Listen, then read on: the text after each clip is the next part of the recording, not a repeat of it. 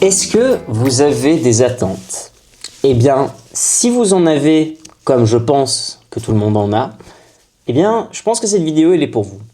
En gros, le sujet auquel je vais essayer de m'attaquer aujourd'hui est le suivant. Les attentes non exprimées sont des ressentiments prémédités. Alors, qu'est-ce que j'entends par là? C'est que dans n'importe quelle de nos interactions, que ce soit avec nos relations amicales, amoureuses ou même professionnelles, c'est super important de donner et d'avoir un devoir de clarté envers soi-même et envers ceux qui sont concernés, donc les autres. Pourquoi? Parce que quand on attend des autres qu'ils devinent nos désirs, quelque part, on prépare une bombe à retardement. Et qu'est-ce que j'entends par là? Tout simplement, les attentes, déjà, sont un piège invisible. Pourquoi? Il faut savoir que finalement, comme notre cher et tendre Aristote nous le rappelait, on est tous obligés de vivre en société. L'animal que nous sommes, l'animal politique que nous sommes, fait que finalement, nos vies dans la place publique sont tissées d'attentes mutuelles. Nous attendons des choses les uns des autres. Mais quand ces attentes, au lieu d'être mutuelles, deviennent muettes ou sont muettes parce qu'elles ne sont pas exprimées, tout ça se transforme très rapidement en poison. Et c'est là que vient finalement tout le problème. C'est que le problème des attentes non exprimées, c'est que on part du principe que les autres auraient un don de télépathie envers nous, ou qu'ils seraient capables de deviner les choses, sauf que c'est pas possible en fait. Ils ne peuvent pas deviner ce qui se passe dans notre esprit. Et de même vis-à-vis de nous, nous ne pouvons pas deviner ce qui se passe dans leur esprit non plus. Donc, c'est pas quelque chose qui va dans un seul sens, c'est réciproque, et il y a une espèce de devoir de clarté qui, finalement, est le remède à tout ça. Pourquoi?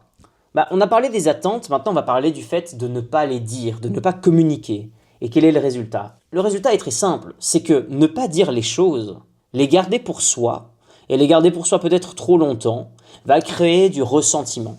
Qu'est-ce que ça veut dire? Ça veut dire que finalement, c'est ce que disait notre ami Spinoza, qui disait dans son maître ouvrage L'éthique, si mes souvenirs sont bons, et qui disait que les hommes se croient libres parce qu'ils sont conscients de leurs actions, mais ils ignorent les causes qui les déterminent. Les hommes se croient libres parce qu'ils se croient maîtres de leurs actions, mais ils ignorent les causes qui les déterminent. C'est incroyable parce qu'il a mis exactement le doigt là où ça pique, mais en plus de ça, c'est que finalement nos ressentiments fonctionnent de cette même manière au fait. C'est que nous croyons que l'autre nous a blessés, alors que souvent c'est peut-être nous qui avons installé le piège et nous qui n'avons pas dit quelque chose qui aurait amené l'autre à nous blesser. Et tout ça part d'un problème de mauvaise communication.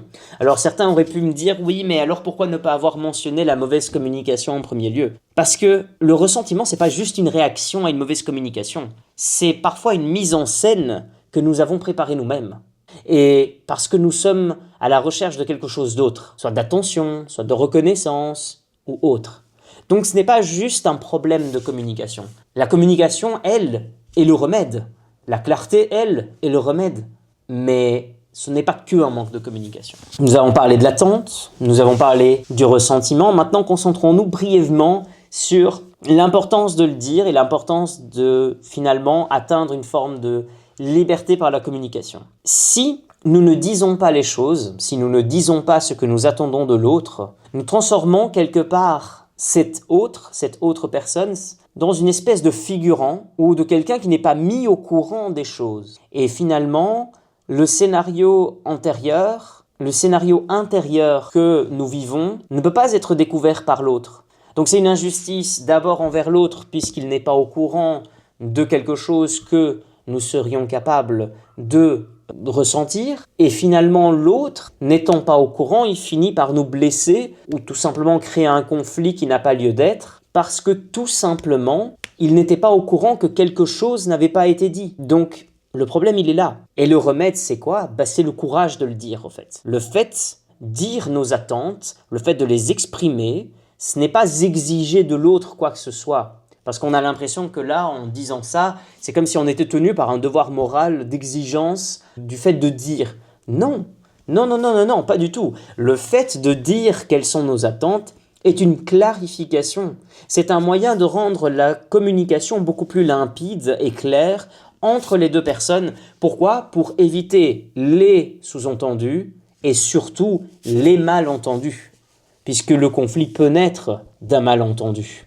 Finalement, cette clarté évite qu'une relation d'amour, d'amitié professionnelle, surtout professionnelle à un très haut niveau, où justement la communication peut être extrêmement importante. Non pas qu'elle ne soit pas importante en amitié ou en amour, mais vous voyez ce que je veux dire. Bref, rendre clair, c'est la clé pour éviter du ressentiment. Et dans cette logique du fait de dire les choses, il y a un auteur que j'aime beaucoup, que beaucoup connaissent très certainement, qui s'appelle Nietzsche.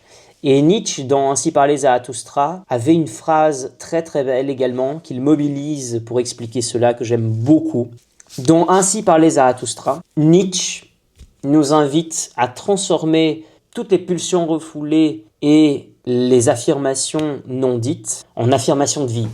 Et c'est là qu'il tirera sa fameuse phrase « Deviens qui tu es ». Dire nos attentes, c'est un pas vers le courage de la clarté, en fait. C'est essayer de transformer une quelconque frustration silencieuse qu'on aurait dans notre esprit en quelque chose de clair. Et c'est aussi un moyen de dire à l'autre si ça va ou ça ne va pas. Donc, super important de bien se rendre compte que finalement, lorsque les attentes non exprimées sont des ressentiments prémédités, lorsque je dis ça, ce que j'essaye de mettre en avant, c'est que le silence provoque finalement du ressentiment, tandis que la parole, elle, fabrique de la clarté. Et donc, si nous voulons construire un dialogue sain, serein et clair, il faut absolument, dès le départ, mettre des mots sur les choses. Aussi dur cela soit-il, il est possible, même si il est difficile, de rendre les choses claires. Et c'est là que l'importance et la connaissance des mots est essentielle pour que le monde et surtout les individus avec lesquels nous interagissons puissent être clair, décryptable, qui a un sens. Bref, comme je le disais, et juste pour conclure, mieux vaut dire les choses plutôt que les ruminer et créer du ressentiment. Merci à tous ceux qui ont vu cette vidéo, j'espère qu'elle vous a plu. Je vous dis à la prochaine et à très bientôt pour de nouveaux épisodes. Merci infiniment.